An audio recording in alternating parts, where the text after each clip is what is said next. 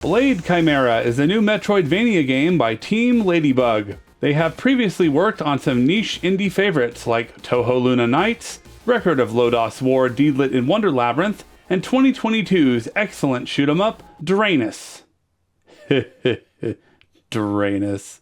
Blade Chimera is a science fiction shooter with occult themes. It deals with topics like corruption, betrayal, and fighting your demons, both the internal ones that haunt you and threaten to tear your soul apart, and the literal army of real ones that you have to defeat in this video game. You are Shin, a gun-toting vicar tasked with destroying titanic demons for the Holy Union, an all-encompassing religious entity who is hell-bent on destroying the demons that have infested the world. The Holy Union is led by an archpriest named Lord Baal.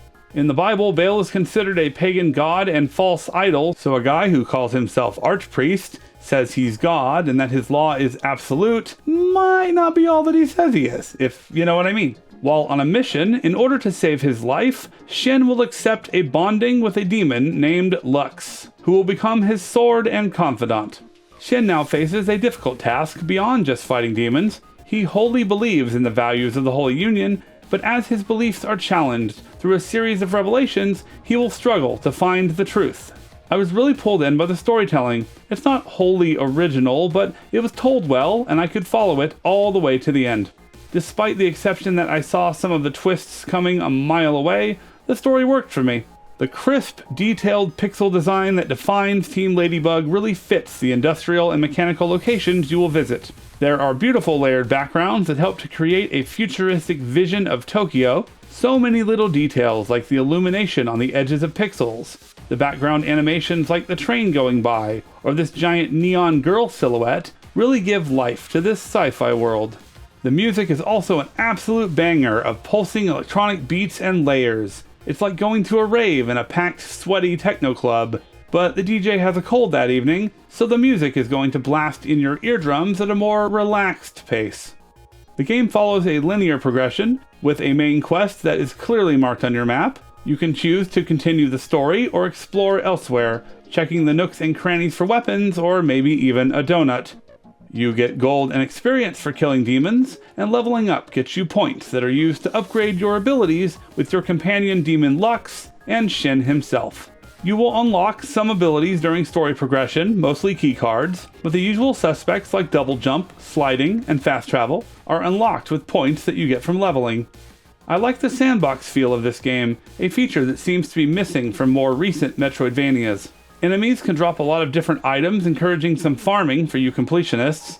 You can go to later stages early to level up and get equipment. You can even find items that are way too good and can make some encounters pretty easy. I think there is a good balance between player freedom and the required storytelling sections that works great here. But too much exploration and you may find a much easier game than intended, if that is your intention. Your sword/demon companion Lux is an all-purpose MacGuffin of epic proportions. She does pretty much everything. She's a melee weapon, a platform, a projectile blocking shield that can heal you. She can bring back objects from the past to use as platforms, rewind time, bring people back from the dead, merge with the past version of herself in the same body as needed for the plot, and she's also in love with you. Okie dokie. Your main weapon is a gun, but you can choose to equip melee weapons as well. There's even a whip, because of course there is, and there probably should be. There are merchants that sell weapons and accessories, and vending machines for health recovery items, because you're not yourself when you're hungry. You have equipment slots for 2 weapons, and eventually you unlock 2 more for accessories. Combat with Lux is a fun balancing act between your health and MP gauge. Attacking with Lux can drain health from enemies. Using any of her abilities will use up MP, but you can restore it by attacking an enemy with any other weapon, and you can alternate your attacks between weapons and Lux. There is a lot to experiment with in your combat kit, especially after getting some upgrades. You can use Lux as a shield to deflect projectiles, and it will recover your health based on how much it absorbed. When you plant Lux down in an area, you will get a little number over your head. That is a damage modifier. One time I made a barrier in one room while grinding experience, and when I walked into the next room, I recalled the barrier and the resulting shockwave took out a very strong enemy. Bosses are specifically designed around the Lux-based mechanics. There is more than one way to fight the boss, but some bosses can only be defeated by using Lux to finish them off. It's so refreshing to play a game where I never got confused on where to go. There were plenty of map markers. I never had any issues finding the next objective. After unlocking the ability, you can fast travel, and while there are some story restrictions on this, you can fast travel to a single map square. Pretty much any square on the map, not just the usual previously unlocked, developer-approved, specific fast travel points. There are actually secrets that you can only get by warping right to a certain square. This is an amazing feature, and I really want to see it in more Metroidvania games. Now I have a few brief issues. There is an additional option menu front end with screen settings and sound volume before the game even starts. And many of these settings are in the actual game menu, so why do you have two settings menus? This might be needed for a little homebrew indie game, but you're a big boy now, Team Ladybug. Put everything in one menu.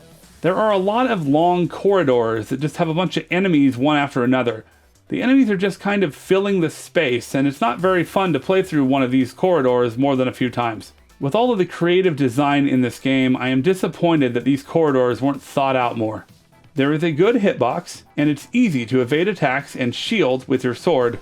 If you do get hit, you are punished with a lot of knockback, and you take plenty of damage, and can be inflicted with status effects, although the status effects in this game are kind of funny. My biggest complaint of the game is this. There are no iframes if you choose to recover from an attack. None. Luckily, save spots are easy to find. Blade Chimera is basically a chimera in itself. It combines the best aspects of the Metroidvania genre together into a solid and fun action sandbox with a well-told story, lots of exploration, room for experimentation, and sharp action set pieces. It's great to see the developer, Team Ladybug, continue to undergo their metamorphosis into a great indie studio. I give Blade Chimera 4 Lumina Demon MacGuffin swords that have a crush on you out of 5. I'm Dan T for Twisted Banana Productions. Subscribe to the channel for more game reviews, and I'll catch you later.